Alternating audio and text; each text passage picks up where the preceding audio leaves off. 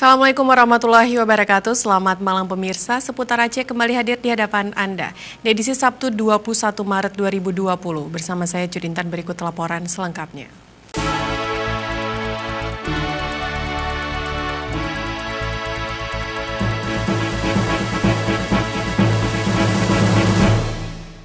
Pemirsa, bagi umat Islam, khususnya masyarakat Aceh, masjid merupakan benteng terakhir dalam menghadapi berbagai cobaan.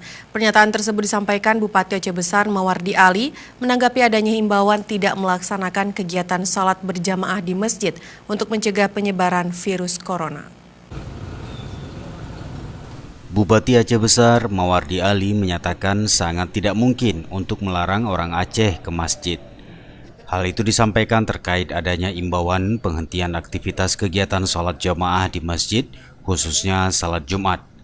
Ditegaskan Bupati, masjid merupakan sandaran dan benteng terakhir bagi umat Islam di Aceh untuk beribadah dan berdoa memohon perlindungan kepada Allah dari berbagai musibah, termasuk dalam kondisi kewaspadaan penyebaran virus corona saat ini. Ya, masjid tetap menjadi sandaran terakhir bagi kita umat Islam. Masjid tetap menjadi perlindungan bagi kita.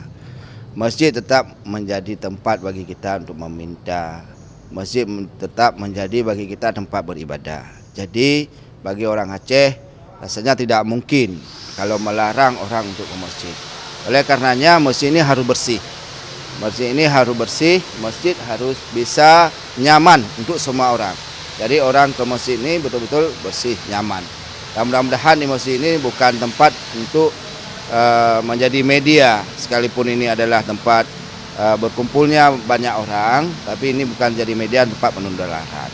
Jadi untuk kegiatan-kegiatan lain kita hentikan, kecuali kegiatan salat di masjid.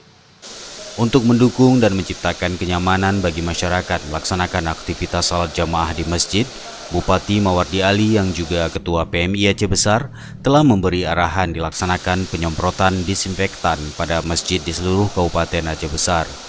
Upaya ini dilakukan sebagai langkah pencegahan penyebaran COVID-19 dan menciptakan kenyamanan masyarakat tetap beribadah. Dari Aceh Besar, Tim Liputan Aceh TV melaporkan.